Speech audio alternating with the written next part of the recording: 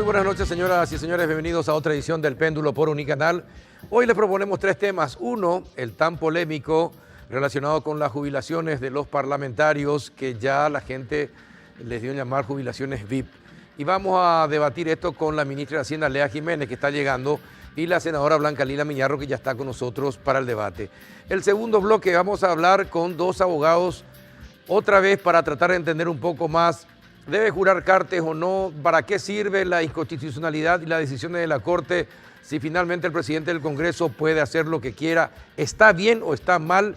¿Está mal lo que hizo la Corte y por qué no se le llevó a juicio político? De todo eso vamos a hablar con José Casañas Levy, abogado constitucionalista, y el doctor Eduardo González, apoderado del Partido Colorado. Y el último bloque vamos a hablar acerca, creo que uno de los más importantes temas de acá a los próximos años, si pensamos como país y si somos patriotas, la educación.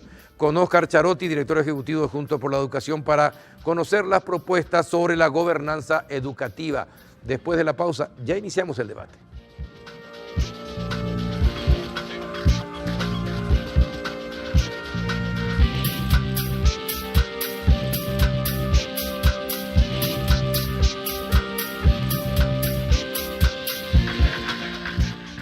Las tarjetas de crédito del Banco Basa te dan estos beneficios. Los lunes tenés 5% de descuento en todas las estaciones de servicio. Los miércoles, 10% de descuento en spa y peluquerías. El 20 de cada mes tenés 20% de descuento en los supermercados Real. Y esto no es todo. Además, podés retirar adelantos de efectivo de cualquier cajero automático hasta 6 cuotas sin intereses. Y si pensás viajar, hacelo con Gol, al destino que quieras con 18% de descuento hasta 12 cuotas. Si todavía no tenés tu tarjeta de crédito o para conocer las bases y condiciones, ingresa a www.bancobasa.com.py o llama al 618-7070. Banco Basa, Banco Oficial de la Expo 2018.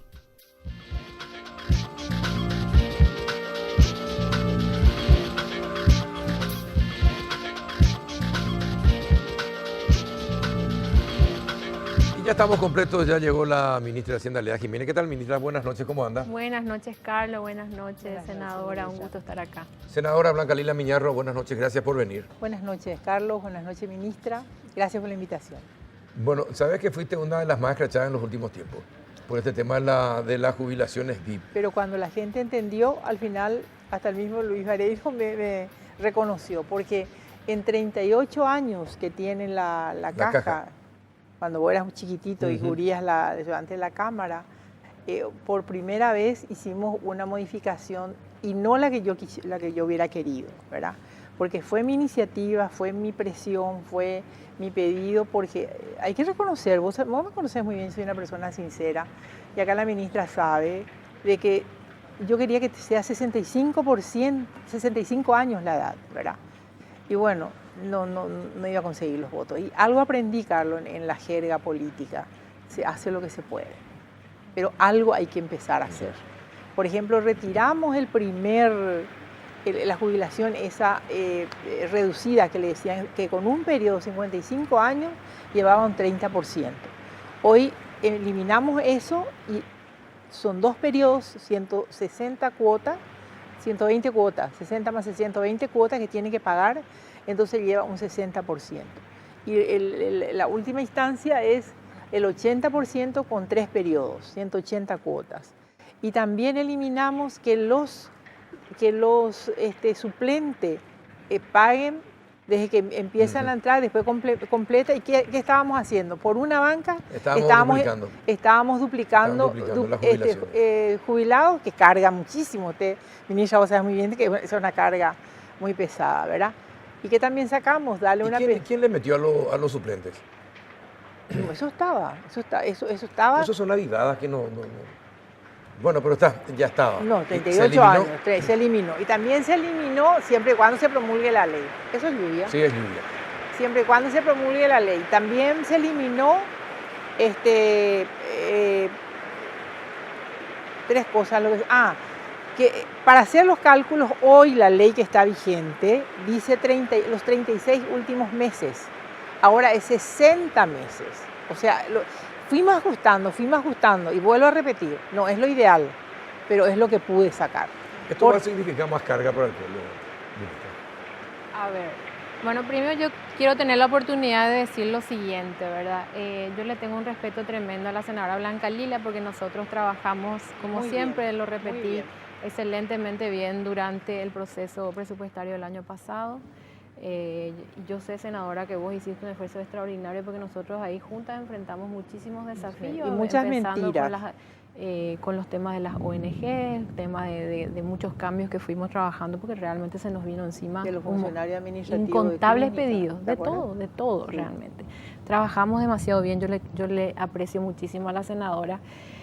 Porque ella también respetó el trabajo que nosotros hacemos en el Ministerio de Hacienda y defendió con nosotros muchas cuestiones, ¿verdad? Obviamente siempre están las cuestiones políticas, pero desde el punto de vista técnico yo me sentí respaldada muchas veces por el apoyo que me dio ella. Pero, Y ministra, también perdón que le interrumpa. la Ahora, por diputada. ejemplo, todo este año le hemos pedido informe a Hacienda de todas las leyes que Es venían. Y totalmente. respetamos su dictamen. Así eso se dio hasta que hace unos meses se empezó a desfigurar, ¿verdad?, la situación. Pero para irnos al punto que nos trae hoy, ¿verdad? Yo no tengo ninguna intención de acusarle a la senadora porque yo me imagino lo que ha de ser tratar de hacer cambios para bien de una ley que ya estaba nomás luego mal del inicio, una ley que desde mi punto de vista jamás, un beneficio que jamás debió haber existido por varias cuestiones.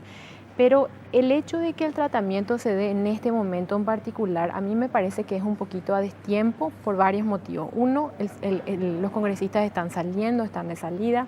Dos, puede verse como un conflicto de interés, porque justamente la misma gente que se beneficia es la que está tomando la decisión. Y tercero, estamos hablando hoy de una ley, generar un regulador de pensiones, ¿verdad? Esto va totalmente de contramano a ese esfuerzo.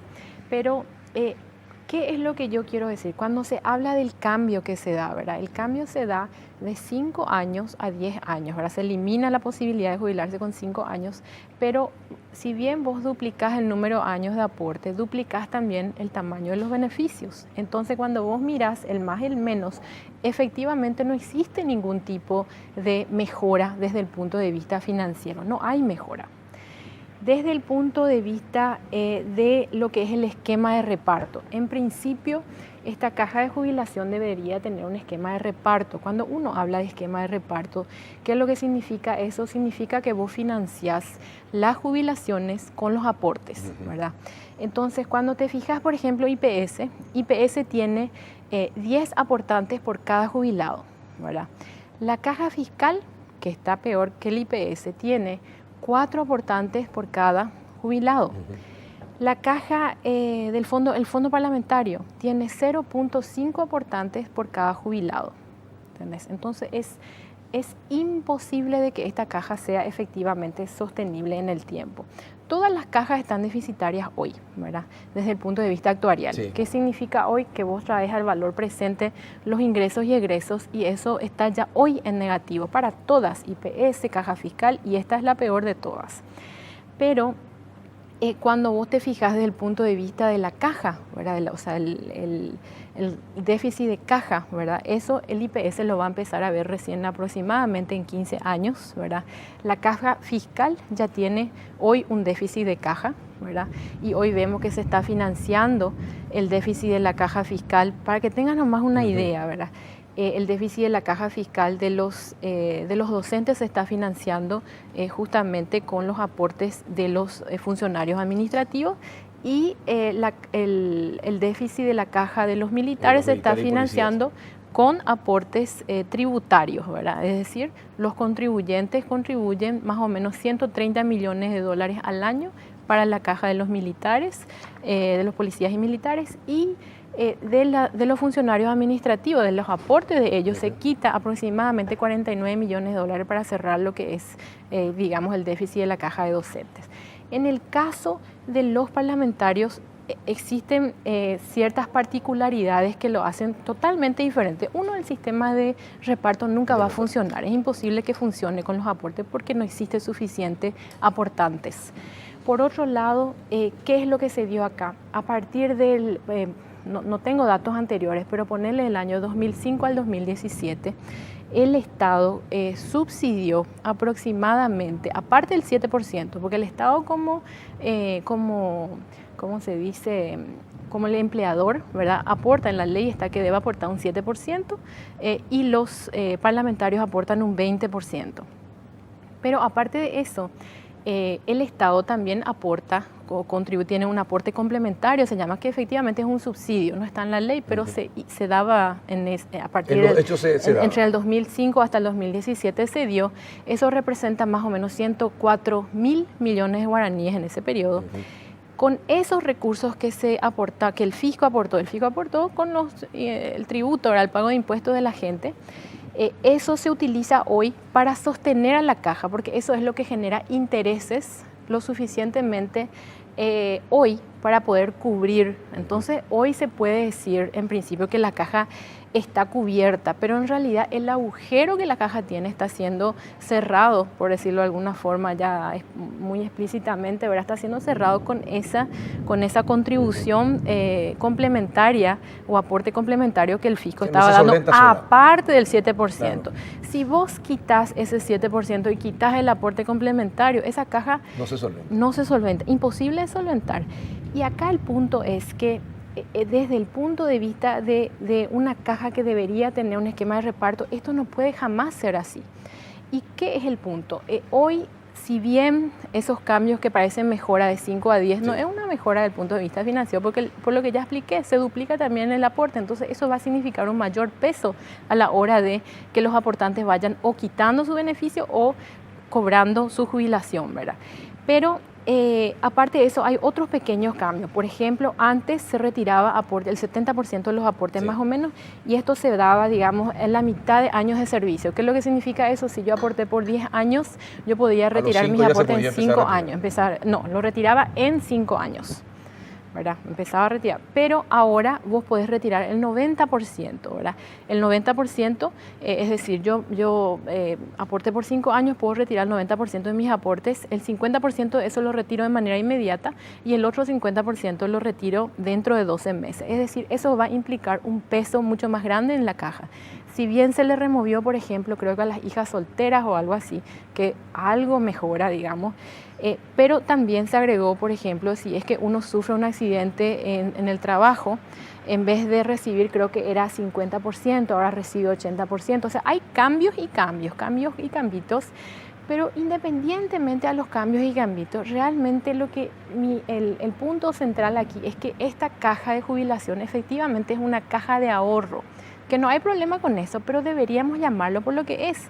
Debería ser una caja de ahorro donde los parlamentarios ponen su ahorro, digamos el 20%, y ganan interés, y que ganen interés, y que inviertan, y que retiren, pueden hacer lo que quieran, pero que no cuenten, que no tomen esto como una caja jubilatoria, porque finalmente la caja jubilatoria, por un lado, al ser del sector público, tiene garantía del Tesoro, lo que significa que si se llegase a despilfarrar o a fundir, el Estado tiene que salir a rescatar. Y además de eso, el aporte llama la atención porque el aporte es complementario, que no debió existir jamás, pero se dio entre el 2005 hasta el 2017. Se incrementó importantemente en el año 2013, 14, 15, 16, 17 y este año ya no hay más, ¿verdad? Yo entiendo que la senadora quiso darle un corte a eso para decir ya no aporte más, pero la realidad es que la ley en ningún lado dice ya no aportará más el fisco o ya no, y efectivamente la garantía, no estaba en la ley y se daba de todas maneras, porque finalmente los congresistas definen qué es lo que sale del presupuesto, ¿verdad? Yo quiero aclarar algunas cosas. El momento de tratar, ministra, esto se presentó hace 6 meses. ¿Por qué no se trató?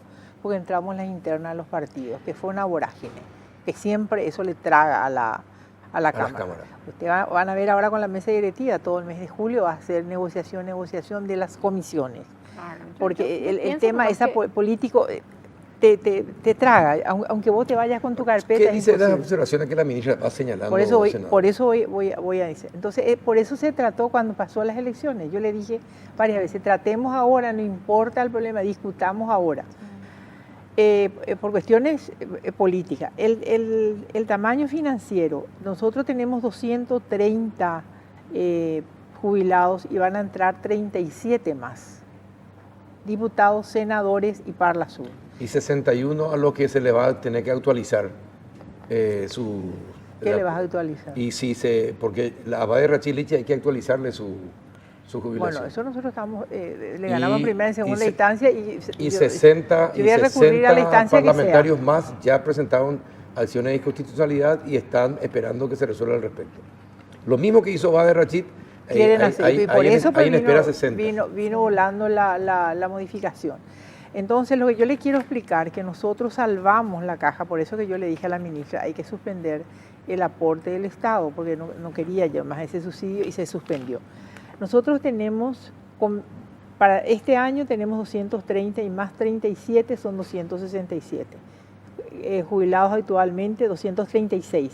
Eso le cuesta a la caja hoy 1.365 millones, ¿verdad? Para el año 2018, para el periodo a partir del 1 de julio del 2018, van a ser en total van a ser, con el aumento, 2.633 millones. Nosotros pagamos haberes jubilatorio 2.008 millones y nuestro ingreso es 2.633 millones. Mensualmente tenemos nosotros un saldo a favor de 625 millones. ¿Cómo solventamos esto? Prestamos nosotros dinero a los jubilados, a los parlamentarios activos, llámese diputados, senadores, Parla Sur, y a los funcionarios que están nombrados y tienen capacidad financiera de pagar su deuda. Con esto nosotros cubrimos. O sea, hasta hoy nosotros nos estamos autofinanciando. El estudio actuarial me dice... Ahí nomás hay que aclarar, senadora, realmente no es que hasta hoy nos estamos autofinanciando. Hoy se autofinancian solamente porque en todos los años anteriores se dio el subsidio complementario. Es lo único que permite que esta caja hoy no esté en quiebra. En realidad, si no existía ese aporte, iban a estar en quiebra. ¿Cómo van a hacer ahora? Bueno, y todo el año estamos sobreviviendo, ¿verdad? Pero de todos modos hay que hacer los ajustes. Es lo que yo les dije, hay que bajar la edad. No puede ser que con 55 años se esté jubilando, ¿verdad? No logré los votos. Entonces, pero yo voy a seguir trabajando. Entiendo, ¿verdad? Y yo no quiero ser injusta con la senadora porque realmente no es ella sola. Yo creo que ella tuvo una buena intención de hacer los cambios necesarios. Tengo que decir también que cuando llegó el proyecto inicial nos habían pedido dictamen. El proyecto que nosotros revisamos mencionaba lo que ella dice de los 65 años, creo que era. 65 años. Nosotros, tengo que ser muy sincera, de todo el proyecto ese era el único punto que nosotros rescatamos como positivo y finalmente es el único punto que no estuvo que no fue aprobado. Pero yo no puedo decir que es culpa de la senadora y de ninguna manera yo voy a hacer lo que hicieron el resto de echarle toda la culpa a ella o de hacerse como que yo no sabía. No, esta es una decisión política, obviamente, que se definió en un grupo amplio, se tuvo todos los votos para eso y se aprobó en ambas cámaras, ¿verdad? Es por eso que hoy nos llega a nosotros al Poder Ejecutivo y tenemos la pelota una vez más y no sé yo qué hacer con esto, porque la realidad es que esto no es mejor que lo anterior, no existe absolutamente garantía de que no se va a volver a hacer el subsidio, porque ese subsidio, en la forma en la que está y en la forma en la que va a continuar seguramente, no va a ser necesario eventualmente para cubrir a esta caja. Esta caja hoy se mantiene, cortamos este año el subsidio, pero el año que viene puede volver otra vez, o el año que viene, o en 5 años, no sé, pero eventualmente va a volver porque no es sostenible en el tiempo. Y tengo que decir también que una cuestión que también nos asusta a nosotros es que antes el IPS coadministraba esta caja, ¿verdad? Estaba el IPS como coadministrador. El IPS tiene capacidad administrativa, tiene capacidad para invertir, tiene capacidad para hacer análisis actuariales, ¿verdad? Una inmensa capacidad que le permite administrar el monstruo que es los fondos previsionales del IPS. Con esa ayuda, ¿verdad? Estaban más o menos en una situación, digamos, de sobrevivir. Ahora se le sacó al IPS y va a estar un senador, un diputado, un palazuriano y tres representantes jubilados. ¿Quién tiene la capacidad de realizar análisis actuariales ahí? Yo te tengo que decir que el IPS el costo administrativo. Absolutamente nada la parte administrativa. Y las veces que le pedimos yo puedo trabajo decir que por lo menos ellos sí llevan adelante el trabajo del análisis actuarial y del trabajo Pero de entender la todos situación de la caja. Es por eso que nosotros conocemos privado. también. Nosotros hemos contratado gente especializada y hemos pagado. A nosotros el IPS no nos aportó nada, al contrario. Como no es trabajo de ellos, entonces ellos no tenían voluntad. Yo le entiendo, porque no es trabajo de ellos y ellos están saturados de trabajo. Nosotros hacíamos el trabajo y ellos solamente firmaban. Y me creaba mucho problema porque perdíamos mucho tiempo. Y ahora va a venir la superintendencia de las cajas de jubilaciones y yo creo que eso es más que suficiente. Aparte, los mejores fiscalizadores son los jubilados, porque cuidan, porque viven de eso, ¿verdad? No estoy tan segura porque yo te digo tal cual es, ¿verdad? Yo te digo tal cual es también, senadora, de que en este momento hoy tenemos a nosotros a todas las cajas siendo autoadministradas, ya sea por los jubilados o a jubilarse o los amigos de los no sé quién. Todas están a punto de quebrar. Esa es la realidad. Nosotros somos una caja chica y es muy controlable porque es muy ahí interna y te vuelvo a decir, somos un poder del Estado y tenemos también el equipo técnico, tenemos el soporte. Ahora, todos los estudios actuariales, todo lo que es análisis que tuvimos que mandar a hacer nosotros y lo tengo en carpeta para saber dónde estoy parada, ¿verdad? Por eso es que también hablamos de modificar y seguir ajustando esto. Lo hicimos nosotros con gente profesional de primer nivel del sector privado. A nosotros, el IPS no nos da un soporte, ministra, yo le digo sinceramente. Entonces, yo pregunté por qué entró el IPS cuando se creó la ley. Y porque era muy noble el fondo de jubilaciones y querían tener un soporte. Yo creo que hoy nosotros caminamos solos y tenemos que hacer bien las cosas, ¿verdad? Y vuelvo a repetir, es una caja chica. No tiene la monstruosidad de lo que es IPS, de la caja fiscal, ni de los militares, ni de los docentes, por la cantidad de gente que tiene, ¿verdad? Pero creo que hemos mejorado algo y yo voy a seguir bregando. Yo creo nomás que independientemente de que sea una caja chica, esto sería similar a que nos juntemos todos los ministros y digamos, ¿por qué no armamos una caja de jubilaciones para nosotros? Vamos a estar 5 años si tenemos suerte, ¿verdad? Y finalmente, después de 5 años o los años de aporte, nosotros tengamos todas estas cosas. Esto no funciona de esta forma, ¿verdad? Eso realmente... ¿Para usted son excesivos privilegios? Yo creo que más allá de excesivos privilegios, es una cuestión de que no se condice con nuestra realidad. Hubiese sido lindo que ellos de la misma forma que nosotros, yo tengo por ejemplo la oportunidad de aportar la caja fiscal, si es que quiero y si no quiero no lo hago, y como estoy 5 años nomás y como soy muy pequeña en ese gran universo de aportantes, entonces lo que yo hago no impacta. Pero cuando hablamos de una caja relativamente pequeña y cuando hablamos de parlamentarios que son funcionarios públicos electos, ¿verdad?, que van a trabajar tal vez 5 años, tal vez 10 años o 5, es diferente, la modalidad es totalmente diferente. Yo no digo que tenga que hacer así o así, pero deberían ellos estar bajo el mismo sistema de la caja fiscal por lo menos, ¿verdad? Entonces adecuarse al mismo tratamiento que se le da al resto de los funcionarios públicos. Tal vez eso sería lo más correcto, o tal vez lo más correcto sería que simplemente aportaran al IPS de alguna forma. Entonces una ley relativamente fácil que permita que los parlamentarios se sumen también al IPS, aporten y tengan el mismo sistema. Lo que no es positivo seguramente con el tiempo, yo creo que con el tiempo hay que ir puliendo. Yo te cuento que es una ley que hace 38 años está y yo la tuve que abrir, ¿verdad? Y yo no puedo hacer todo de una sola vez. Aparte, los votos son los votos. Yo entiendo su posición, ministra. Usted es técnica y hoy le dije esta mañana, la parte técnica es muy importante para tomar decisiones. Tanto es así que cuando nosotros viene un proyecto de ley le pedimos informe a Hacienda. ¿Pero le hacen caso?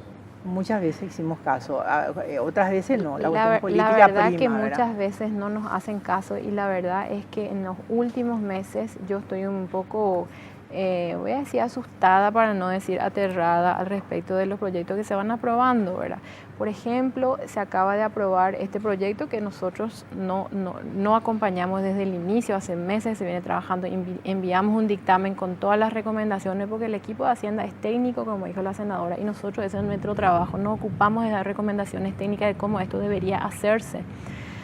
Aparte de eso, tenemos ya hasta ahora creo que más o menos 30 millones o un poquito más de dólares que están circulando en términos de ampliaciones presupuestarias. Nuestro presupuesto ya se aprobó con un desfinanciamiento de 40 millones de dólares y esto sigue aumentándose, están yendo a gobernaciones, a diferentes instituciones.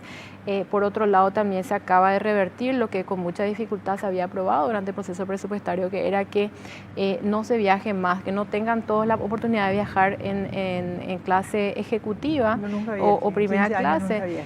Y finalmente eso se revirtió. Yo no sé por qué se hizo eso. Finalmente no entiendo cuál es el impacto positivo o negativo de eso. Yo te puedo decir, mucha gente me dijo, yo pierdo investidura por viajar en clase económica. La realidad es que yo viajo a Washington, me reúno con gente de altísimo nivel como Christine Lagarde y otras personas, y en ningún momento sentí que pierda investidura por viajar en clase económica. Yo tengo la misma investidura, es más, yo creo que me gano el respeto de la gente justamente por el hecho de que este tipo de cosas no me afectan a mí como persona, me hacen crecer como persona justamente viviendo y adecuándonos a la realidad de nuestro país. Ministra, que el cargo no le hace al hombre, uno hay que hacerle el cargo, ¿verdad? Y la gente que... Yo, por ejemplo, nunca viajé 2 veces por invitación del BID. Una vez nos llevó cuando la presidenta del Banco Central era la señora Mónica Pérez. Nos fuimos, escuchamos y como venimos hicimos todo exactamente al revés de lo que nos dijeron, nunca más nos invitaron. Y otra vez que me invitó también el BID por el tema de la franja costera. O sea, nunca viajé. Bueno, este es un tema que hay que trabajarlo. Dos proyectos que yo te quiero mencionar, Carlos, que no podemos dejar escapar. La caja de la ANDE se acaba de aprobar también, se aumenta el aporte patronal de la ANDE de 5 a 18%, esto se va a dar en 5 años, va a representar algo así como 120 mil millones de guaraníes, va a ser el impacto que esto va a tener anualmente. ¿Y esto qué va a significar? ¿De qué bolsillo crees que va a salir esa plata? Del tuyo, del mío, de todas las personas que pagamos la tarifa de electricidad, porque esa es la única forma de financiar esto. Y esto es para que la caja de la ANDE sea sostenible. Por otro lado, también está la ley de equiparación de haberes. Cuando digo eso, nomás ya se me pone la piel de gallina. Equiparación de haberes, ¿sabe qué significa? Que aquel director del sector público que se jubiló hace años con un salario, por ejemplo, de 6 millones de guaraníes, ahora se le va a equiparar su salario a 13 millones de guaraníes, ahora que está jubilado, a 13 al salario actual. ¿Tú sabes lo que va a significar eso? Esas son las señales que se envían a la sociedad. Entonces, cuando la sociedad pide algo, ¿cómo hacemos? ¿Dónde está nuestra investidura para poder atajar esas cuestiones que se vienen encima cuando nosotros tomamos decisiones incorrectas? Ese es el punto, ¿verdad? Bueno, miren, me gustaría seguir todo el programa con ustedes dos porque es impresionante los datos que ministra. Lastimosamente, ministra, tenemos que hablar más a menudo. Porque estos datos, sí, ustedes como técnicos saben estos datos, manejan estos datos, cuando hablan con la senadora están viendo, pero es necesario que esto se informe a la gente de una manera mucho más persistente para que la gente entienda, porque los datos que está brindando la ministra son increíbles, de la situación en que estamos y la preocupación que tiene, y si se siguen aumentando y autoaumentándose. Y la calidad del gasto que hablamos varias veces.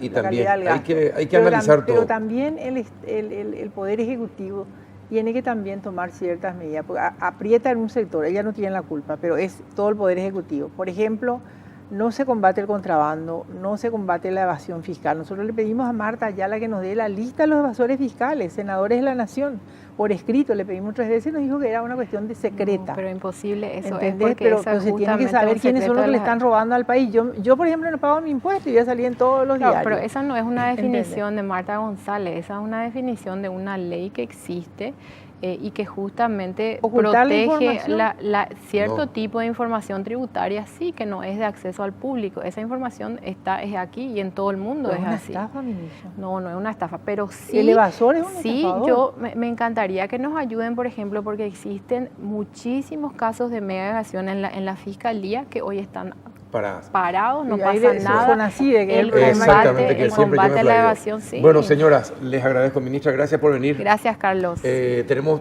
pendientes más antes de que termine el periodo, porque hay muchas cosas que hablar con usted, ministra. Y me gusta cuando se expresa y suelta datos. Es muy importante. Yo lo que quiero decir es que 38 años, entonces está en vigencia, es una herencia.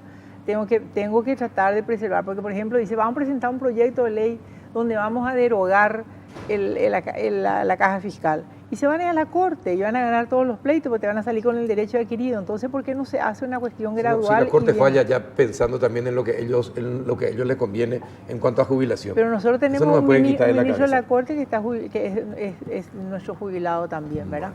Senadora, muchísimas gracias. Cuando Como guste. siempre, muy amable por venir, siempre cuando nosotros te pedimos. Me hubiese gustado seguir mucho más, pero tenemos más para debatir y otro tema polémico enseguida. ¿Jurarán Cartes y Nicanor? Bueno, Cartes ya no.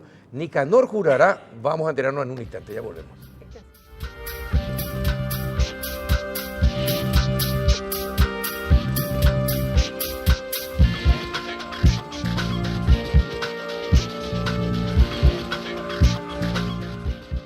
Las tarjetas de crédito del Banco Basa te dan estos beneficios. Los lunes tenés 5% de descuento en todas las estaciones de servicio.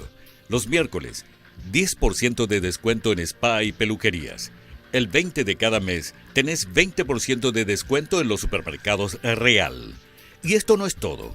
Además, podés retirar adelantos de efectivo de cualquier cajero automático hasta 6 cuotas sin intereses. Y si pensás viajar, hacelo con Gol, al destino que quieras con 18% de descuento hasta 12 cuotas. Si todavía no tenés tu tarjeta de crédito o para conocer las bases y condiciones, ingresa a www.bancobasa.com.py o llama al 618-7070. Banco Basa, Banco Oficial de la Expo 2018.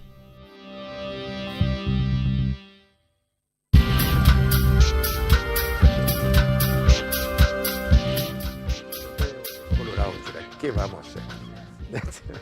¿Qué tal, doctor Eduardo González? ¿Cómo anda? Buenas noches, don Carlos. ¿Cómo está, profesor Casañas Levy? ¿Qué tal, doctor José Casañas? Buenas ¿Cómo noches, anda? Carlos, y también al amigo Eduardo, un saludo. Bueno, gracias por venir. Me decían en la radio, hablan con gente que entienda del tema y de ambos sectores. Traté de que sean ustedes los que estén para conocer todo esto que pasa con el señor Cartes, el señor Duarte Frutos, con Friedman. ¿Está o no ajustado a la ley lo que hizo Fernando Lugo al no convocar a los que fueron electos y proclamados, al no tener en cuenta la inconstitucionalidad que le favorecía a Nicanor y a Cartes? Bueno, entonces, para que la gente entienda un poquitito, ver qué es, cómo se tiene que entender, quién es el que tiene la razón en toda esta historia. ¿Quién comienza? A ver, Bueno, doctor, ¿hizo bien Lugo a no convocar sí. a Cartes? Bueno, el presidente del Congreso emitió una resolución, ¿verdad?, donde convoca a los senadores electos y proclamados. Luego hubo una presentación del senador Peta, donde le solicita que se aclare eso, en razón de que hay entre los electos y proclamados un presidente de la República y un senador vitalicio. Esa resolución aclaratoria yo realmente desconozco si se emitió o no se emitió. A pesar de eso, después tiene que haber obviamente una invitación formal a cada uno de los que tiene que prestar juramento, porque es una atribución del presidente del Congreso hacer la convocatoria, Sí. ¿verdad? Y el Pleno tiene que tomarle juramento a todos los electos. Entonces, nosotros tenemos que partir, el conflicto que existe de teorías en este tema, parte, creo yo, del artículo 189. Creo que ahí empieza el problema del por qué hay posiciones contrapuestas. Yo sostengo que el artículo 189 le impone a los que fueron presidentes de la República ser senadores vitalicios. Y por lo tanto, a partir de ahí no pueden ocupar, mientras esté vigente esta Constitución, otro cargo que no sea ese. Pero es cierto, es un cargo honorífico, es una carga también, al punto que el mismo doctor Duarte Frutos había presentado su renuncia a la senaduría vitalicia, que no fue aceptada, fue rechazada en su momento, en el 2008 creo que fue. Entonces, desde ese momento empiezan las posiciones divergentes. Y es cierto, como hablamos la otra vez en la radio, hay una resolución del Tribunal Superior de Justicia Electoral, hay una resolución de la Corte que establece que ellos estaban habilitados para participar del proceso eleccionario. Eso es correcto. Sucede que en este momento, en esta etapa ya, luego que fueron electos y proclamados, viene un acto administrativo que le corresponde por Constitución al Congreso. Y todos los órganos, y eso yo te decía en la radio la otra vez cuando hablamos, todos los órganos están obligados a velar por el respeto de la Constitución. Por lo tanto, si hay un acto administrativo que en este momento el presidente del Congreso, Lugo, entiende es contrario a la Constitución, él no lo puede realizar. Doctor, En ¿y usted síntesis, más o menos eso es el... ¿Y usted qué dice, doctor? Yo respeto mucho la posición del doctor Casaña y creo que es importante y muy importante y agradezco que haya empezado con el artículo 189, pero discrepo totalmente con su posición en el sentido de que esa discusión de inhabilidad e incompatibilidad ya ha sido superado. Estamos volviendo y estamos planteando nuevamente una discusión sobre algo que la Corte Suprema de Justicia ya se ha expedido. Entonces, en base a esos argumentos, no podemos nosotros retrotraernos a etapas ya preclusas. Acá hay un problema de incompatibilidad y no de inhabilidad. Y entiendo la nota presentada por el senador Peta, que creo que también lo había mencionado en la redacción, ¿verdad, doctor? Se hace referencia directamente al artículo 10 del reglamento interno de la Cámara de Senadores. Y acá hay que entender que este reglamento de la Cámara de Senadores fue dictado en el año 1968, cuando estaba vigente la Constitución de 1967. Entonces, acá ya tenemos un primer inconveniente en esa interpretación solamente basada en el artículo 10 de ese reglamento. ¿Por qué? Porque en la Constitución de 1967 establecía las competencias para las proclamaciones, las hacía el Senado. No existía justicia electoral, por eso se habla de la vigencia de este artículo 10 en ese momento. En el fallo, en el caso Nicanor Duarte Frutos, que es lo mismo que está ocurriendo ahora, ocurrió en el caso Nicanor Duarte Frutos, por lo cual él había accionado. Y ahí claramente, en el acuerdo de sentencia 404 del año 2010, la Corte estableció lo siguiente. En primer lugar, decía que este artículo 10 no se ajustaba a la Constitución del año 1992. Y en segundo término... ¿Y cuando no se ajusta, entonces es nulo, es un acto nulo. Es un acto nulo. ¿Es un artículo nulo? No, Ese artículo está vigente. No está vigente, doctor. Está vigente por un reglamento de 68, que nadie se tomó el tiempo, ni la molestia, ni de modificar, ni de adecuar. Pero está vigente. ¿Y por qué? No, acá ¿O tengo yo dónde el fallo. fue derogado? Acá está el fallo 404. No está Sí. derogado. Dice que no se ajusta a la Constitución. Bueno, pero ese es un No, fallo, doctor. en el caso doctor, del doctor Nicanor. Doctor, el artículo 10 no está pero derogado ni doctor, nada. pero usted, eso es lo que pasa cuando inclusive le escucha lo de Estigarribia. Usted es un abogado importante para todos nosotros, fue mi profesor. Pero decirme que los fallos judiciales se critican, sí, pero no se acatan. Yo no dije eso. No, pero en la forma que ustedes lo plantean, lo plantean de esa forma. Pero esa es una premisa que yo no dije todavía. Después voy a hablar de eso, pero no dije todavía que no. Pero haciendo la diferencia. Yo entiendo muy bien la cuestión de la renuncia, de la cuestión de la... o voy a decir, vamos a separar bien lo que fue la renuncia con lo que es la incompatibilidad que tiene el presidente de la República. La renuncia sí... En la manera en que estaba había una incompatibilidad, no una inhabilidad. No, claro. Eso es claro. Porque no puede ocupar dos cargos al mismo tiempo. Eso es claro y eso dice... Es contundente. Eso dice el fallo 404. Y inclusive... No, dice ese la motivo, Constitución, de hecho, ¿verdad? No, está bien. No hace falta que diga ningún fallo. Al ser presidente no puede jurar como... Claro. No, pues no digo eso. O sea, acá lo que voy a decir nomás es que esto mismo ha dicho la Corte Suprema de Justicia. E inclusive... Si vamos a hablar del artículo 7 y 8, ya que está vigente este reglamento, está vigente. tenemos que esperar entonces, doctor, lo que dice el artículo 7, que claramente dice que cuando un senador no asiste por causa injustificada, tiene 15... no dice. Pero no es el caso. No, pero no es el caso. El senador que no haya sido incorporado el 31 de marzo, porque cuando eso era así, lo hará dentro de los 15 días siguientes. Pero no si es por el caso. causa injustificada no lo hiciere, el presidente del Senado le notificará por escrito que el acuerdo, un nuevo plazo de 30 días para hacerlo. Pero eso me permite, doctor, que la advertencia no. que en su defecto quedará excluido de la Cámara. Y acá lo importante, las causas Tiene alegadas... 45 días, sí, que las causas alegadas... Pero no es el caso. No, claro que es el caso. Y me permito acá, las causas alegadas de incumplimiento de dicha obligación serán consideradas por el Senado. Es más, Lugo, Lugo no tiene ahora, dice el Senado. Quiere decir que tiene que establecer. ¿Y sabe dónde me voy, doctor? Me voy al artículo 141 de la Constitución del 67. Pero no es ese el caso. ¿Por qué no va a ser el caso? No, porque habla pues de incomparecencia injustificada y no es esa la situación. La situación es que el presidente del Congreso, en uso de las atribuciones y del mandato del artículo 202, inciso primero de la Constitución, tiene que hacer respetar la Constitución. Y entonces él dice, un ratito nomás. Y entonces él dice, yo no puedo convocarle a una persona para jurar si mi obligación es hacer respetar la Constitución. Y un ratito nomás. Sí. Y yo entiendo que el 189, eso es lo que, y ahora lo acaba de decir públicamente, me dice, serán senadores vitalicios. Por lo tanto, yo no puedo convocarle a alguien que tiene un cargo a prestar juramento como senador activo. Nosotros podemos cuestionar la posición de Lugo, como de hecho se cuestiona, ¿verdad? Ahora, lo que no podemos negar es que esa es una atribución del presidente. No. Es la atribución él tiene que hacer lo que le dijo, doctor, el Tribunal Superior de Justicia Electoral. Porque ustedes están diciendo, yo te digo, vos fuiste candidato a diputado, doctor. Sí. Bueno, entonces, ¿por qué en todo caso vamos a hacer lo siguiente? Que te convoquen a vos. Porque, ¿cómo sabés vos que el 46 es Friedman? Si la resolución, el acuerdo y sentencia número 17 del Tribunal Superior de Justicia Electoral... No, pero no estamos hablando de Friedman todavía. Vamos a terminar el tema de Nicanor y Cartes. Claro, si no, no vamos a mezclar todo. Vamos a mezclar todo y va a ser una ensalada. Que tiene que ver una cosa con la pero otra. Pero todavía Lugo no decidió a quién le va a convocar. Pero vayamos al caso... Bueno, pero no existe ese acto administrativo todavía, ¿verdad? Claro. Bueno, pero vayamos al caso que usted plantea, doctor. Que me decís, está vigente y demás cosas. Y para demostrarte nomás es que yo digo, está vigente. No hay ninguna derogación de ese reglamento. Yo tengo una resolución. Hace poco se modificó, pero... Y sí, no, lastimosamente lo que están no modifican, los senadores que están no modifican y hubiesen adecuado la Constitución, bueno, ¿verdad? Está vigente, y los asesores que están ahí también no hubiesen colaborado. Lo que te voy a decir es lo siguiente, doctor.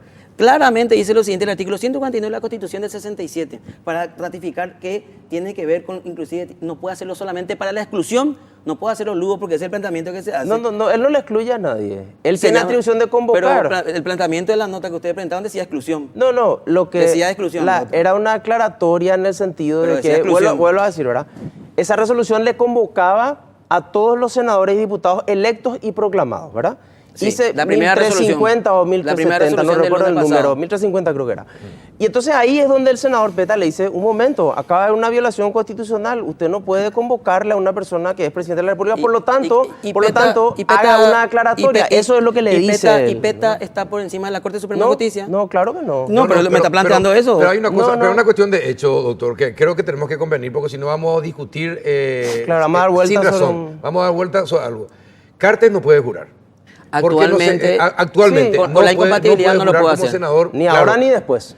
Ahora, no, eso es tu criterio. Claro. Es tu criterio. Claro. Porque después, es muy pero en este por momento eso dije no. lo del 189. No, pero doctor, vos te volvés a un tema que ya está discutido e interpretado por... No. Doctor, no, pero y por eso te explico doctor, por qué es mi posición. Doctor, está bien, pero vos estás volviendo a un tema. No estoy volviendo a ningún tema. Nosotros, doctor, es más, tu partido planteó, doctor. No es mi partido. Bueno, el PDP planteó la impugnación contra Cartes. Uno hubiesen planteado la impugnación contra Cartes y hoy podía discutirme vos el artículo 189. Plantearon y la Corte interpretó el artículo 197, interpretó el artículo 189 y dijo: yo me voy a referir al tema de la Corte presidente, enseguida. vicepresidente y expresidente de la República pueden candidatarse porque el artículo 197 taxativamente establece cuáles son los casos que no se pueden candidatar. Ordenemos nomás la discusión, ¿verdad? O sea, estamos de acuerdo en que dejemos de lado el problema que va a tener Cartes después, ¿verdad?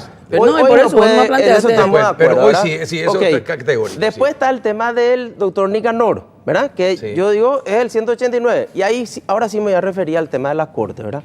No es volver a ningún debate anterior. Y por eso dije, la Corte resolvió que ellos podían ser candidatos. Eso es lo que resolvió, no resolvió otra cosa, ¿sí?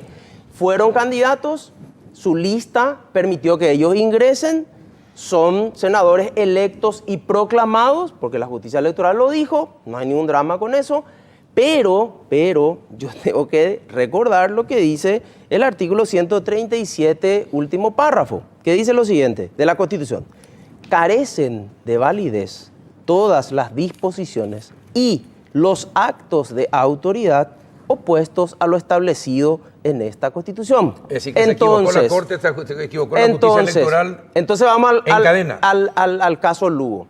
Lugo, siendo presidente del Congreso y teniendo la obligación del 202, inciso primero, que le manda velar por la observancia de la Constitución, puede decir perfectamente: señores, este fallo es un acto de autoridad de la Corte. Es cierto, la Corte resuelve en el caso Nicanor y resuelve en el caso de habilitación, pero la Corte no está encima de la Constitución. Cuidado con eso, si no estamos en un Estado de Derecho. No, lo que estamos en una dictadura parlamentaria.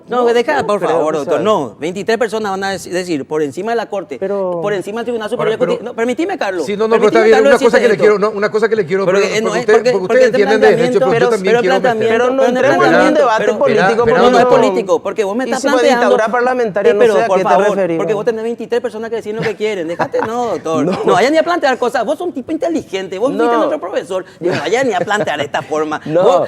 Vos tenés un prestigio, Pero- doctor. Y vos por cuestiones políticas te estás manejando así. Pero yo te estoy dando mi argumento No, jurídico. no, está bien. No, pero no. Argumento jurídico puede convertir en política. Vamos a ser claros. Acá yo te ¿En estoy qué diciendo, sentido? porque vos me estás diciendo, vamos a desobedecer. Y vos, No. vos abogado litigante. No, yo ¿Vos no dije ¿Cuántas veces eso. tuviste una sentencia en contra? Nunca dije que no hay que obedecer. Lo que yo digo No, es pero que la ta- Corte no, pero me lo que está resolvió diciendo- es no, pero eso también no que es le así. habilite a Pero no ser es cierto. senador. Y Entonces, nada más. entonces, ¿para qué Pero te sí. candidatas? Perdón, ¿para qué te candidatas? ¿Para qué te candidatas si no vas a hacer, no vas a Bueno, ocupar tu está bien. banca? Espera, cállense un poquitito los dos, ¿sí? Por No, favor, no hay problema. Cállense los dos. Un ratito y hace una pregunta. La Corte no es la que tiene que interpretar la Constitución. Sí, Por en favor, los que casos conteste el de que se doctor, le que ponga- conteste el doctor, que conteste el doctor, porque yo no voy a contestar Y si porque- interpreta la Constitución, no Sí. es ya... no es eso lo válido para ajustarse a la Constitución. Siempre Había y, sido que no. siempre y cuando eso dice la cláusula constitucional. Sí. No digo yo, no dice ninguno de ustedes. Pero, doctor, pero- un ratito, Espera, un ratito por nomás. favor. Un ratito Espera nomás. un ratito, doctor. Por eso es que los constituyentes, cuando redactan la Constitución, contemplan cláusulas por si acaso a alguien se le ocurre decir: tranquilo, no importa que vos seas senador vitalicio, vos también podés ser senador activo y vos también podés ser... Por eso es que la Constitución contempla esto y dice: no, señor, usted no puede hacer lo que usted quiere. Usted no puede decir cualquier cosa. Bueno, pero Por eso sería- está pero establecido. eso sería espera, así, doctor, doctor. espera, doctor. Usted es un abogado y déjenme hablar a mí un ratito. Sí, Bueno. yo voy a ser el juez acá. Bueno. Y así que soy el moderador. Totalmente. Está bien, esperen un ratito. Si hay caminos, si la Corte Suprema de Justicia resuelve algo contra la Constitución. Sí, que es este caso. Para que- nosotros bueno, es este genial, caso. Genial, en este caso. ¿Existen los mecanismos constitucionales para No. enjuiciarlo, llevarlo a un juicio político? Sí, correcto. ¿Verdad? Bueno, entonces, Sí. ¿por qué no se impulsó, a sabiendas de esta realidad, por qué no se impulsó un juicio político contra los miembros de la Corte que decidieron esto? Porque el PDP no quiso ningún juicio político cuando se iba a hacer los juicios políticos a los ministros de corte en esta administración. El enjuiciamiento político de los miembros de la Corte tendría que haberse dado hace rato. Hay suficiente motivo. Ahora, en este último año, hay no sé Coincido cuántos contigo, casos. coincido contigo. Ahora, que no lo hayan hecho no significa que ellos estén autorizados a decir cualquier cosa en su fallo, como están Tenés haciendo que cambiarle, últimamente. hay que cambiarle a los A ministros. eso nomás me refiero, No, ¿verdad? pero O sea, mientras una cosa es no juicio Pero político. mientras tanto, si no se le hace el juicio político, mientras tanto, ¿a quién hay que hacerle caso? Porque finalmente, si la Corte Suprema, que es la máxima instancia de Sí, interpretación, sí. interpreta algo, pero resulta no, espera. Vos podés interpretar, pero yo tengo esta cláusula que me dice Cierto. que yo puedo Así decidir es. si tu Esa interpretación es la democracia. está ajustada a la Así Constitución. funciona o no. la democracia. No, doctor. Claro. Vos Entonces sos quiere abogado. decir No, que- no, no. entonces quiere decir que el Doctor, presidente del Congreso- yo me Un voy y le ratito, mato a una un persona. ratito, Espera un no, ratito, pero, doctor, doctor, espera, un ratito, espera, por favor, espera, hay cosas que no espera, tienen más sustento. Permíteme una cosa. No, por favor. Permíteme una cosa. Pero déjame contestar también, Carlos. Te iba a preguntar, porque creo que es importante. Sí. Entonces, en los hechos, el presidente del Congreso de la Nación Paraguaya se puede convertir en una cuarta instancia. No es cuarta instancia. Y una cuarta no instancia. es cuarta instancia porque no es ningún tema sometido a consideración de ningún litigio. Primera cuestión. Pero la entiende- atribución. pero atiende de forma- Un ratito, pues si hablamos encima no entendemos. No, pero ¿verdad? hay litigio, No, doctor. no hay litigio. Desde el momento en que la eso están autoridad. los dos. Un ratito. Hay posiciones diferentes, pero Sí. sobre el tema de la convocatoria no hay ningún litigio. Es una atribución del presidente del Congreso. Todas las autoridades del Estado paraguayo están obligadas dentro de sus atribuciones a cumplir y hacer cumplir la Constitución. No importa que venga el presidente de tal comisión o de la Corte y le diga, va a hacer esto. Y si la Corte resuelve la pena de muerte, vamos a aplicar la pena de muerte porque ellos son la última instancia. Una cosa nomás quiero decir sobre ese punto, porque creo que es el meollo de la cuestión, creo realmente. Artículo 3 de la Constitución. El pueblo ejerce el poder público por medio del sufragio. El gobierno es ejercido por los poderes legislativo, ejecutivo y judicial en un sistema de independencia, equilibrio, coordinación y recíproco control. O sea, ninguno puede atribuirse funciones de otro. Y en este caso, eso es lo que quiero que nos entendamos, podemos estar de acuerdo o no, pero en este caso, la convocatoria es atribución del presidente Fernando Lugo. Yo- nadie en este discute eso. momento- en Eso este nadie momento- discute. en este momento- Yo no, pero nadie discute eso. la convocatoria es una cosa. Nadie Todos estamos, discute. nadie Sí, discute eso. perfecto. Sino Pero el celebro algo de la lectura del artículo 3. El pueblo ejerce el poder público por medio del sufragio. Sí. Y a Horacio Cartes se le votó, doctor. Sí. Le votaron A la lista 1 se le votó. 550.000. A la lista 1. El candidato número 1 era él Sí, y la está presión de bien. papeleta. Como el 5 también era de la lista 1 y el 6 y el 7 votos. Y también. ellos dicen, no, acá es claro. No, pero acá no, eso ustedes es no una están falacia. perdiendo, ustedes no están dejando con esa interpretación que tenés que el pueblo ejerza su derecho al voto. Claro No, que no, sí. no. No, acá es fácil, acá se votó. Vamos a decir las cosas No. como son. La obsesión porque Horacio Cartes sea senador no es hay otra una cosa, obsesión. pero eso ¿Sabe tiene nada que ver cuál es con mi la ley? obsesión, doctor? Yo quiero tener mi título colgado de abogado, que vos fuiste mi profesor y agradezco mucho lo que aprendí de vos. Yo Y también agradezco que haya estado en alguna clase. o si no, me encantó tu clase. Pero si no te voy a agarrar y tengo que quitar mi título. Porque yo no tengo, porque vos me estás diciendo, no vaya a respetar lo que dice la corte. yo no digo Entonces eso. vos que sos No, yo abogado no digo litigante, cuando salga un fallo, cuando le condenan a un cliente tuyo que está defendiendo la ley, no, yo no voy a cumplir. Total, No, ese no. fue un bandido. Y lo que hizo está mal. Entonces, Pero no estamos hablando de eso, no estamos hablando de eso. No, a eso estamos. No. Ustedes de esa forma, doctor, están atentando a la República. No, Están al revés, atentando. al revés. No, disculpame. La Corte es la que violenta las Pero normas cambiarle a los ministros de constitucionales. Corte le hubiese hablado Cierto. a quienes vos le representabas ahí, le hubiesen cambiado. No. Ahora no hay, acá hay que hacer, cambien a los ministros de Corte, perfecto. Yo no le represento a nadie. Ahora mismo, no, pero está ahí. Bueno, voy a leer porque los muchachos se prendieron. Me encanta, gracias a la gente que se prendió. Me dice, Carlos, me dice un abogado. Sí. La Corte es la que interpreta la Constitución y Sí. la hace cumplir. En última instancia, la Constitución es lo que la Corte dice que es. En última instancia. No es cierto.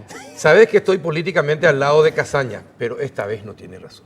Está bien, me parece bien. Esa es la democracia. Y hay otro que dice, este es muy largo nomás, pero es espectacular. Y después le voy a pasar a ustedes en su WhatsApp, porque es para lo que se debe ver también qué es lo que se pretendió al otorgar la senaduría vitalicia. Claro. ¿Un premio o un castigo? Las dos cosas. ¿Verdad? Las dos cosas. Sí, parece que sí. Sí, Parece que claro, sí. es una carga pública, no es un como- castigo, una carga pública. Acá es lo mismo que discutir la aceptación de la renuncia por el Senado. ¿Qué se quería establecer en la aceptación La de la renuncia renuncia por el retirada. Senado de un presidente de la República? La que retiró ahora otra vez. Sí. Porque A eso nos referimos. a eso Para entendernos nomás. Claro, me refiero, claramente lo dije, me refiero a la presentación de la renuncia de un presidente de la Ok. República a su cargo. Ok. Así lo había señalado. Ok. Lo que quiero decirte nomás es que esa figura era, ¿para qué objeto? Para cuidarla al presidente de la República, para que no sea extorsionado a renunciar a cualquier costo. Entonces, el Senado iba a protegerle a ese presidente de la República electo por el pueblo. Pero acá, ¿qué se usa? Se usa esa figura para el garrote. Entonces, acá ¿Cuál- no se le cuál- deja. cuál Y te figura? acabo de decir, doctor, no me vaya a tomar por tonto. No Me parece que me está queriendo tomar por tonto. No, pero repetí nomás, No, para doctor. nada. Bueno, no. voy Te a- voy a- pregunto voy a- nomás. no, lo Repetí que para te que digo- la gente entienda también. Lo que te quiero decir que cuando se establece en la Constitución la figura de la aceptación de la renuncia por parte del Senado, Sí. lo que se pretende con ese artículo es proteger al presidente de la República en el caso que sea extorsionado ante cualquier tipo de cuestión para que renuncie al cargo. Entonces, no es solamente una simple presentación, sino que para eso se da la aceptación de la renuncia por el Senado para proteger a un presidente de la República. ¿Pero qué se hizo ahora? ¿O cómo se viene haciendo desde hace tiempo? Es utilizándolo como un garrote contra el presidente de la me permite República. una cosita ahí sobre ese punto. Sí, Es interesante adelante. lo que plantea Eduardo. Yo nomás quiero señalar algo, ¿verdad? Desde el momento en que hay una presentación de una renuncia y es una atribución del Congreso aceptarla, porque eso dice la Constitución, obviamente que ahí entran factores políticos, evidente. O sea, claramente Eso es el cierto. Congreso Sí, sí. tiene la posibilidad, porque así dice el sistema democrático, de decir, no vamos a dar quórum para aceptación de la... Y es un juego político, o sea, forma parte de la democracia. Correcto. Entiendo lo que vos decís, que es un juego para decirle también, No, no, no, es un juego- no te acepto, no te voy a aceptar, claro. yo entiendo eso, ¿verdad? Pero eso forma parte de la política. No, lastimosamente, es así, ¿verdad? cómo se mal utiliza entonces la Constitución, nomás también quiero decir, ya que vamos a estar hablando. Pero una Y- atribución del Congreso. No, pero una atribución del Congreso con la mayoría y las minorías, ¿qué va a hacer? Claro, Totalmente. Es así como se maneja, Totalmente. ¿verdad? Algunas veces gana, otras veces perdés. Y hay que acostumbrarse. Lo que pasa es que hay cosas que se hicieron mal, realmente la Constitución misma. No me voy a cansar de repetir. Acá, por ejemplo, esta es la versión oficial, dice Constitución Nacional de la República del Paraguay. Y por eso cuando se le llama a los exconvencionales, yo quiero que en vez de llamarle y decirle, dígame un poco qué ustedes pensaban, hay que llamar y retarles. Porque en primer lugar, Constitución Bueno, pero Nacional... hay personas muy honorables ahí, no hay que retarle a al la presidente, gente porque yo no me refiero, no, cumplieron pero una función. Constitución O sea. Nacional, doctor, solamente para un país federal. No puede ser para un país unitario. Porque en todo caso tenía que Bueno, llamarse pero, No. pero Hasta yo- en eso fallaron. Entonces, no, y bueno, por eso no- ahora, yo nomás digo que... Hasta en el si hasta en eso se falló, imagínate lo que es la otra Hay cosa. una Increíble. falacia que es importante, que se repite mucho, Carlos, y creo que por ahí viene tu inquietud, ¿verdad? Sí. Hay una falacia, yo sostengo que es una falacia porque se plantea como una verdad, algo que no es correcto. que es el famoso tema de la interpretación de la Corte. Sí. No hay discusión sobre que la Corte es en la Sala Constitucional la que interpreta la Constitución. No hay discusión sobre eso. Pero en el marco de un litigio, de un proceso, no es el único oráculo que puede interpretar. ¿Por qué? Porque por el artículo 3 todos están obligados a respetar y hacer cumplir la Constitución. Pero yo te quiero hacer una cosa. El fiscal general del Estado necesita que la Corte le diga cuáles son sus atribuciones. Vos tenés razón, pero te quiero aclarar algo. Esa es una falacia. Yo siempre le digo a los miembros de la Corte, las pocas veces que tenemos oportunidad de hablar con estos que son súper señores y súper señoras, ¿verdad? Que están muy lejos. Son poco accesibles. Sí, del contacto con la gente, exactamente. Les digo, si ustedes ven que hay un problema, que se está agravando políticamente, que empieza a dividir, que empieza a agitar los ánimos y que puede llegar a la violencia, ¿por qué ya no interviene? Totalmente. Porque me dicen, porque si no hay una denuncia, un litigio, pero hubo. no. Pero en el caso de la enmienda, por ejemplo, En el hubo caso, y no hubo sí. ninguna decisión. Exactamente. En muchos casos hubo, Sí. y bueno, Sí. ¿por qué nunca? Bueno, pero en este caso hay litigio. Hay litigio en este caso. Ya se Y resolvió. seguramente Y va se a presentaron plantear, acciones. seguramente los afectados Y van a entonces, plantear algo. por eso es ¿verdad? que hubo interpretación de la Corte, porque si no es que de onda nomás interés, porque eso no es como yo quiero, que Claro. cuando ve ya de onda, ve que puede haber No, más lógico, conflicto. claro, No, claro. Intervino porque hay Yo un conflicto. yo entiendo y me parece que es un paso muy obvio que va a ocurrir en algún momento. Los asesores de estas personas afectadas seguramente van a recurrir a la Corte en algún momento, digo yo, no ¿Otra sé. vez? Supongo yo que sí, ¿verdad? Y Es que- porque eso vinieron haciendo mucho tiempo. Supongo yo que lo volverán a hacer. Bueno, está bien. Pero es así, al final ¿se llegó a un acuerdo o no? ¿Sobre qué? Cada uno mantiene su propia posición. Para mí, me va a disculpar, pero para mí no me modificó mi No posición, te modificó. porque para mí, en un sistema Cortito, republicano, cortito. en un sistema republicano es la Corte la que interpreta la Constitución nacional en un sistema recíproco control según las facultades que tiene. Yo todavía cuando tenga acá en la Constitución nacional que el que interpreta la Constitución es el Senado de la Nación, voy a cambiar, pero mientras tanto no dice eso la Constitución. Doctor, finalmente para terminar. Es correcto lo que hace el presidente Fernando Lugo. Tiene la atribución de hacer cumplir la Constitución y de velar por el respeto de la Constitución. Y en la Constitución dice que las personas que fueron presidentes de la República tienen que ser senadores vitalicios porque es una carga pública que se le impone luego de haber ocupado la máxima instancia y que tuvo que haber sido un honor para ellos. Eso, Por mientras suerte, no se Está cambie. bien. Por suerte ya se resolvió por la Después- Corte y no está es bien. así. Es importante. Más allá, sabíamos que cada uno iba a mantener su posición.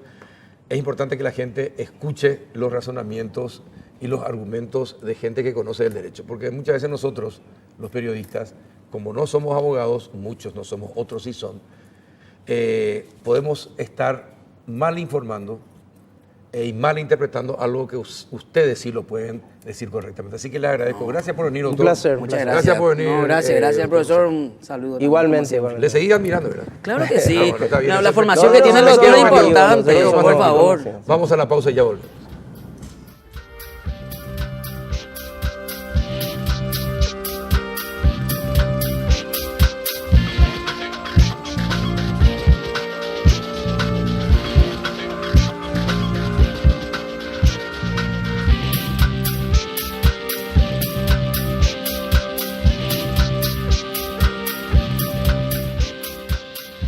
Las tarjetas de crédito del Banco Basa te dan estos beneficios. Los lunes tenés 5% de descuento en todas las estaciones de servicio.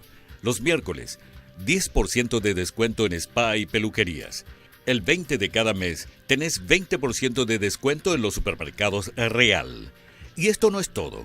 Además, podés retirar adelantos de efectivo de cualquier cajero automático hasta 6 cuotas sin intereses.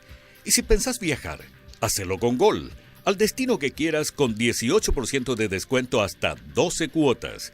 Si todavía no tenés tu tarjeta de crédito o para conocer las bases y condiciones, ingresa a www.bancobasa.com.py o llama al 618-7070.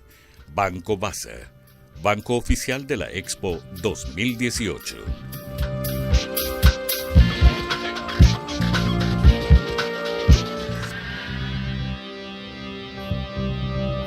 ¿Qué tal, Oscar Charuti? ¿Cómo estás? ¿Qué tal, Carlos? ¿Cómo te va? Gracias Bien, por la bien, invitación. bien. ¿Escuchaste los dos debates? Escuché, estuvo muy interesante. Creo que te toca ahora hablar más. Sí, ahora voy a poder. No hablaste prácticamente, No, no, prácticamente no, es que sí. hicieron los dos bloques, hicieron los invitados. Bueno, ¿Cuáles son las propuestas que están presentando para la gobernanza educativa? Bueno, un poquito permitime hacer un poco de historia. Cuando nacía Juntos por la Educación en el 2012, empezábamos con un profundo diagnóstico de la educación paraguaya, que lo llevamos con el Ministerio de Educación, la Organización de Estados Iberoamericanos, más de 60 expertos nacionales y extranjeros, como parte de un trabajo que nos permita a nosotros como organización determinar en qué ejes poder participar y contribuir con la política pública nacional. En ese contexto tomamos el proceso de transición en aquel momento, que nos permitió colaborar y contribuir con el gobierno entrante en establecer la primera agenda educativa pública en 29 años de gestión democrática. Y la gente siempre me dice, bueno, ¿qué es lo que tanto una agenda educativa, Oscar? Y en este caso en particular, conociendo la dinámica del sector, de lo sectorial, el educativo, que bien sabes vos, una dinámica del cambio e interrupción permanente de ministros cada 1.5 años, me animo a decirte que esa agenda educativa fue el mecanismo de gestión que logró estabilizar la gestión institucional más o menos a lo largo de estos últimos 5 años, por un lado, cosa no menor. Pero por otra, muy importante, nos permitió a nosotros como sociedad civil monitorear efectivamente qué se hizo a lo largo de estos 5 años, ¿verdad? Que es parte de este documento de propuestas para la gobernanza de agenda educativa. Ahora, aprendiendo un poco de lo que fue aquel proceso del 2012, Carlos, donde nosotros nos limitábamos un poco a listar el hay que, como se dice muchas veces, una lista del hay que hacer esto, hay que hacer lo otro y hay que hacer aquello. En este caso en particular establecimos una metodología de análisis para entender un poco la complejidad de la política educativa nacional sobre la base de 4 dimensiones. Una política y que tiene que ver con los niveles de consenso de cada política nacional. Un ejemplo, cuando hablamos de política de primera infancia, creo que todos estamos de acuerdo en que realmente Paraguay necesita invertir profundamente mucho más. Esa es una dimensión. La otra es la técnica, que tiene que ver con el conjunto de los mecanismos, las normas, la política misma y la calidad de esta, en función a la pertinencia, a la relevancia en función a todas las necesidades y asimismo también en función a la coherencia con las capacidades institucionales, ¿verdad? Esa es la segunda dimensión. La tercera es la económica, si existen o no los recursos para implementarla en el inmediato, corto, mediano o largo plazo. Y la última es la institucional, no menos importante, y que tiene que ver muchas veces, y poniendo un ejemplo, en el caso de primera infancia, hay un consenso político alto, las políticas son de alto nivel de calidad, existe presupuesto, pero muchas veces no hay suficiente capacidad institucional para llevarlo adelante. Lo poco que se hizo bien. Y demuestra que hay que apostar mucho y que hay que ampliar todo este tema en cuanto a la primera infancia se refiere. Ese es uno de los principios, porque cuando hablamos nosotros en el ámbito político de continuidad, vos sabés que muchas veces es un término que muchas veces representa un pecado para los políticos. Continuar políticas de un gobierno para el otro realmente no vas a escuchar en gran medida de parte de nuestros políticos, pero sin embargo uno de los principios básicos de cualquier política educativa. Hoy los chicos Promoción 2030 ya están en aula y ellos van a ser resultado de cuáles políticas educativas logramos garantizar a lo largo de los próximos 13 años. Ahora, el problema con los políticos es que ellos dicen lo que nuestros oídos quieren escuchar, sí, pero hacen totalmente lo contrario a lo que los manuales, los estudios, los análisis demuestran que se tiene que hacer. Y tenemos un Ministerio de Educación que es un paquidermo, lento, extremadamente burocrático y con mucha politiquería de por medio y no con las personas más idóneas en muchos lugares. Todo eso complica todo. Cualquier gobernanza educativa complica. Eso tiene que ver justamente con nuestras propuestas, Carlos. Coherentes con esa visión tal cual, establecemos propuestas en 2 dimensiones. Una que tiene que ver la temática, con 8 ejes temáticos de políticas como primera infancia, tecnología y una serie de otras políticas necesarias. Y otra dimensión que le llamamos nosotros la agenda de gobernanza, que es sumamente necesaria para garantizar la implementación de las otras políticas y que tiene que ver con una profunda transformación del Ministerio de Educación y Ciencias en función a garantizar las condiciones, desarrollar las capacidades, desarrollar masa crítica al interior, garantizar transparencia al interior de la institución, garantizar un proceso de construcción en consenso de las políticas educativas, ¿sí? Ahora, para esto, ¿no te parece que se debería blindar? Así como se blindó, por ejemplo, el sector económico en los últimos 15 años, Banco Central, Ministerio de Hacienda, donde van ingresando técnicos calificados y con mucho mejor sueldo que en el sector privado, muchos de ellos. Es decir, ¿no debería también en el Ministerio de Educación blindarse y que entre la gente que realmente tiene que estar en el Ministerio de Educación? Te comparto una hipótesis con respecto a esto del blindaje. Nosotros decimos... El blindaje en el buen sentido de la sí, palabra. no, por supuesto. ¿Verdad? Hablamos de blindaje del Banco Central del Paraguay, hablamos de blindaje muchas veces en el Ministerio de Hacienda. Nosotros vemos que en gran medida ese blindaje se traduce gracias a la contraparte de esos sistemas. En el Banco Central del Paraguay en gran medida tiene que ver con todo el sistema financiero, que ejerce, digamos, una presión, puede ser directa o indirecta, a que el liderazgo en el Banco Central del Paraguay sea competente, profesional, transparente, y eso también no solamente se traduce en el liderazgo mismo del presidente, sino que también tal vez en el Consejo. Ahora, si nosotros miramos al interior del BCP, te garantizo que tiene el mismo ADN que el Ministerio de Educación y Ciencias y que el Ministerio de Agricultura y Ganadería. Ahora, ¿cuál es la diferencia entre el Banco Central del Paraguay y el Ministerio de Educación y Ciencias? Por un lado, el Banco Central invierte en su gente. Sí. Invierte mucho en su gente. Sí, sí. Las posibilidades de que vos tengas una persona no competente al frente de una gerencia es muy baja. Sí. Por un lado. Y por otra parte, lo que pasa en el Ministerio de Educación y Ciencias, ¿cuál es la contraparte? Y son los padres. No están organizados, no están representados, no tienen voz al momento de determinar quién debe estar al frente de esa institución, no solamente como ministro, sino como que equipos técnicos. Te cuento una experiencia. Estuve la semana pasada por Crisburgo, donde está la fábrica de frutica, ¿verdad? Hablamos, Cresburgo, gracias por la corrección, cierto. Y hablamos con la dueña y nos contó la historia de cómo se forma el pueblo. 5.000 habitantes. Llega un momento dado, empiezan a tener hijos los pobladores y tienen que estudiar. Las escuelas públicas, como en casi la mayor parte del país, con docentes poco preparados, poco capacitados. Le propone, dennos la estructura que tienen en la escuela y nosotros vamos a contratar los profesores. No, le dice el Ministerio de Educación, los docentes no se tocan. Trajeron los profesores, empezaron a hacer sus aulas, preescolar, primer grado, empezaron a hacer sus aulas. Hoy día,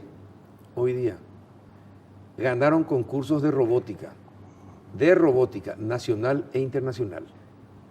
Una pequeña población de 4.000, 5.000 habitantes que entienden que una de las bases principales del cambio en materia de la educación y la calidad de la educación son los docentes. Increíble. Y sin embargo nosotros no entendemos, es decir, nuestras autoridades no entienden.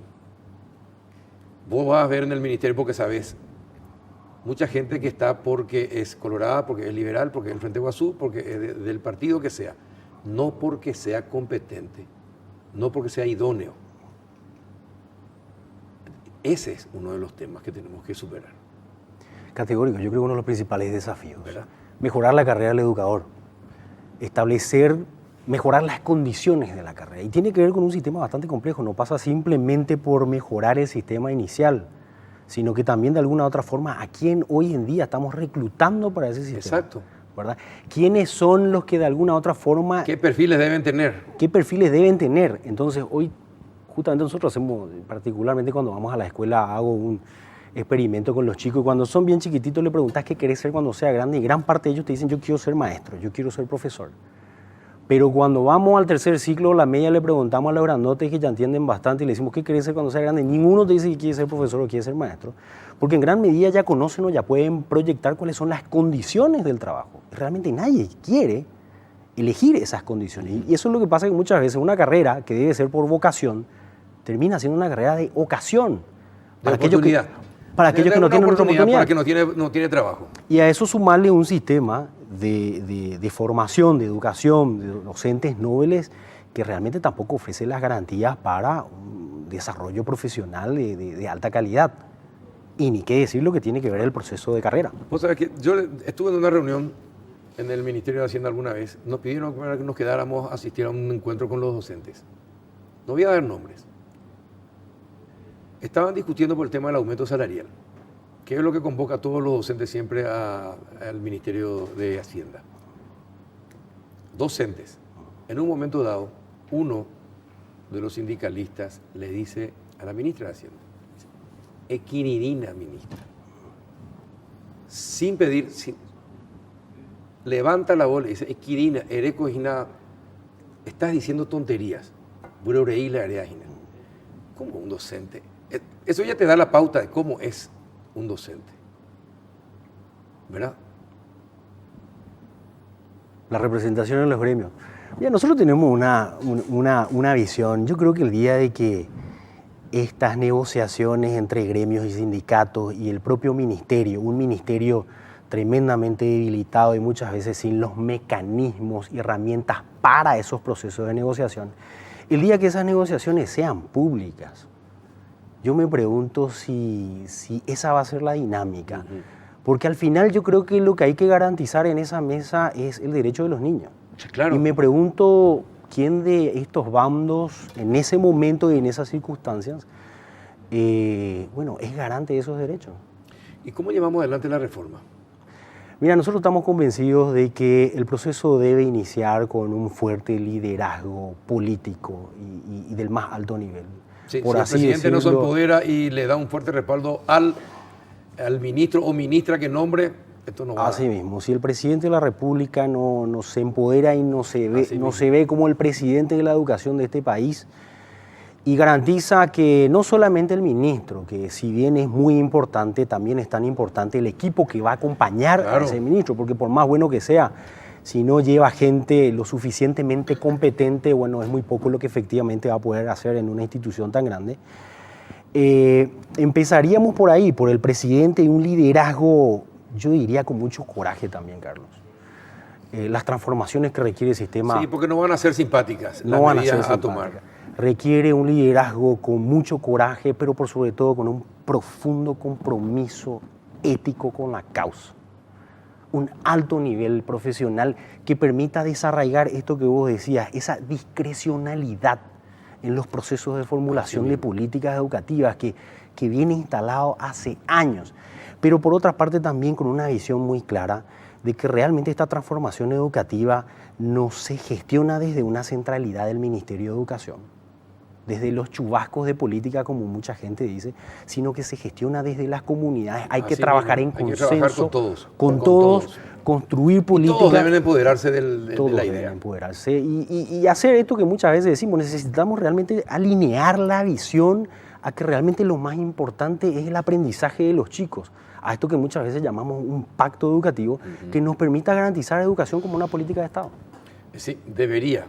Espero que el presidente electo se empodere. Sí. También esperamos. ¿Usted le recibió ya al presidente para hablar de esto? No, todavía no. ¿El presidente electo? El presidente electo todavía. ¿Todavía no? No, todavía. ¿Todavía no charlaron con Todavía, pero estamos hablando con el equipo de transición ya. ¿Y? Estuvimos hablando. ¿Y cuál es la situación? tenemos mucha esperanza de que realmente en este periodo de gobierno se instalen las bases para una transformación profunda. ¿Por dónde debería comenzar? Si tuviera que elegir en los 4 o 5 puntos que citaste.